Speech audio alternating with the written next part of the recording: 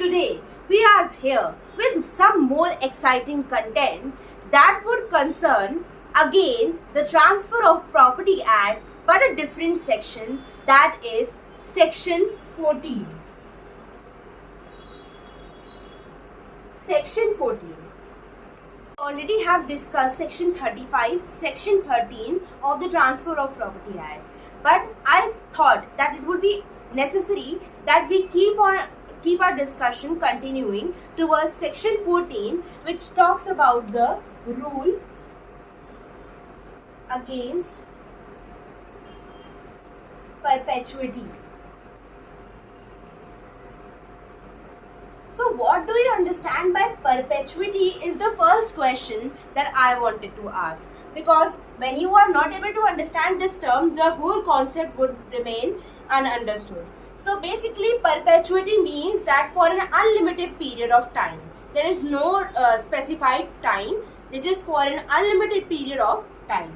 So now section 14 as per the Bare Act says that no transfer of property can operate to create an interest which is to take effect after lifetime of one or more persons living at the date of such transfer, and the minority of some person who shall be in existence at expiration of that period, and to whom, if he attains full age, the interest created is to belong. So first of all, we'll try to understand it in parts. Firstly, it says that any kind of transfer of property cannot operate to create an interest. As earlier discussed, transfer of property is basically transfer of interest in the property. So any kind of transfer of property cannot basically create an interest which is to take effect after death of one or two or more persons. Okay. After lifetime would itself mean that after the death of one or two or more persons that were living at the date of such transfer. So there is one more condition, that it is saying that to create an interest which is to take effect after lifetime of one or more persons. So these one or more persons were alive at the date of transfer, and the effect of the interest transferring did not take place during they were alive, but after the death of these persons.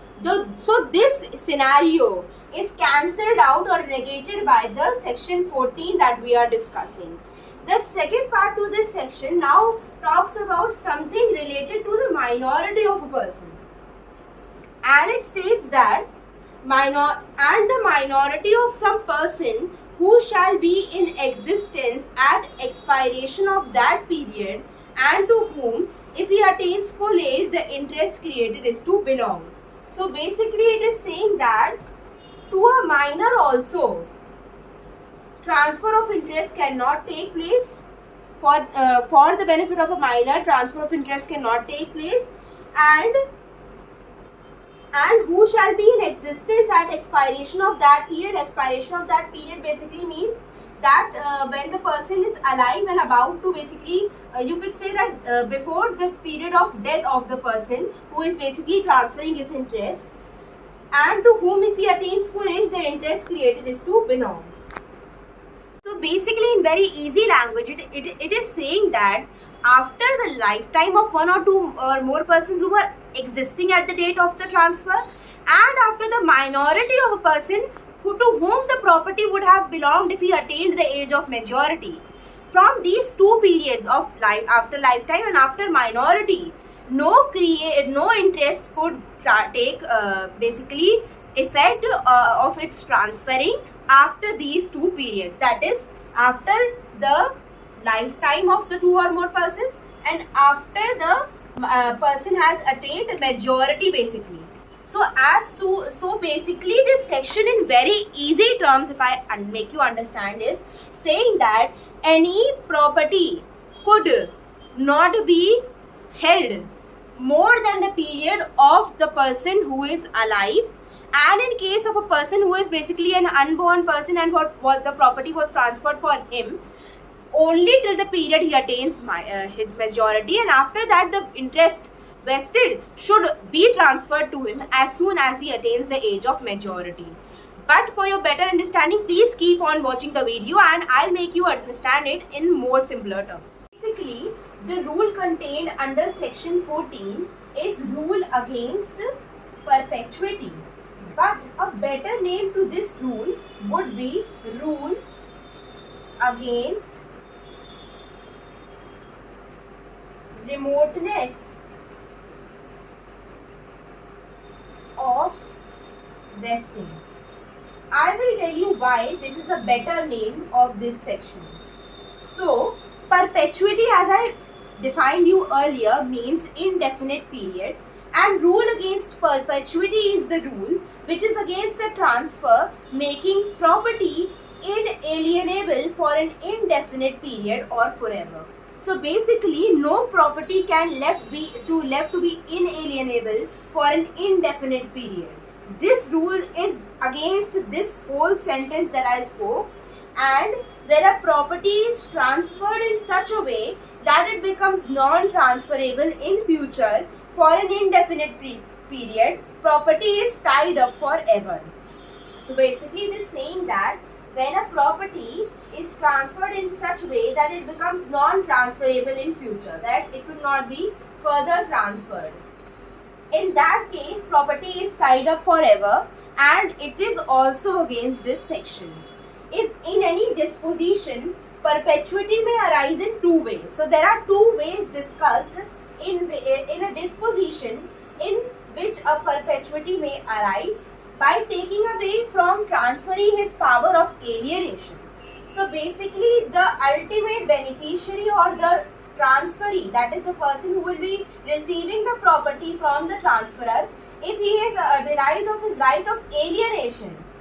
So what does alienation mean? Alienation basically means he is not able to further devolve of the property or transfer his interest. This would be void and against the rule contained under section 14. Moreover, section 10 of the TPA makes a provision that a condition restraining transferee's power of alienation is void. So you all also have to remember the section 10 here, that alienation power of the transferee cannot be snatched away. And the second is that by creating future remote interest. So future remote interest which is not certain would also be against the rules of this section.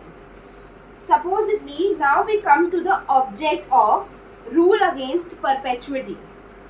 So, what do you think would be the object of having such a section? This is what we will discuss here. So, the object of section 14 is that to ensure free and active circulation of property. This is a very important thing, as I earlier discussed in the starting of the video, that no property could be left inalienable in an inalienable state, and it is very important that the property keeps on circulating, and this is important both for the purposes of trade and commerce as well as the betterment of the property. Secondly is frequent disposition of property is in the interest of society and also necessary for more beneficial enjoyment. So basically, first is for free and active circulation of property. Second is that it would be in the interest of society as well as it will ensure that a better enjoyment of the property is being made. Because if it remains inalienable, who is enjoying? No one. If it keeps on transferring to the persons who are living at that point of time, it will be enjoyed by those persons. Further on, the third point of object is that a transfer which renders property inalienable for a indefinite period would be detrimental to the interest of its owners, because they will be unable to dispose it of even if in urgent needs or for any higher value. So this is a very important point, right? Now it talks that what is the importance of having this rule for the benefit of an owner. Supposedly an owner is not able to dispose of his property to any transferee even when he has need of money. What would be the scenario? He would be disadvantaged. So this rule is now favorable for the owner as well. Then the second thing is that it would also cause a loss to the society, because when property is tied up from one generation to another in family, the society as such would be deprived of any benefit out of it. So basically this is favorable to the society, owner and to the property as a whole. How is it favorable to the society is that the property would keep on devolving and the society as a whole would have the right of enjoyment of the property and the property would not be left unused. See, continuing with it, frequent and free and frequent disposal ensures wholesome circulation of properties in the society. So what it is ensuring? Wholesome circulation of properties in society. Rule against perpetuity is therefore based on the broad principles of what? Public policy. The rule of perpetuity is based on the broad principles of public policy because it is ensuring that the circulation of the property is continued and it is not left unused. Last is that in the absence of any rule prohibiting the creation of perpetuities, there might come a time when almost all the property of the country would have become static property.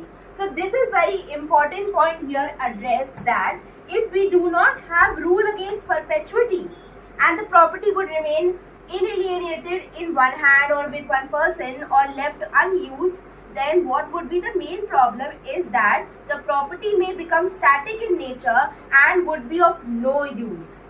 This would be causing great hardship in easy enforcement of law, detrimental to trade, commerce and third would be, it may also result into the destruction of the property itself or the goal of having the property itself.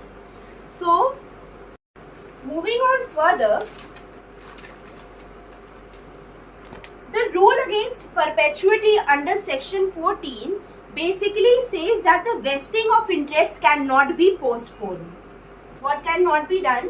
That the postponement of vesting of interest in the person who is to be the ultimate beneficiary, that is the transferee, cannot be postponed beyond the life of the last preceding interest in the living persons. As I said, that beyond life of the persons who deserve to have the property's interest transferred to in their name, the transfer could not be postponed, and the minority of the ultimate beneficiary.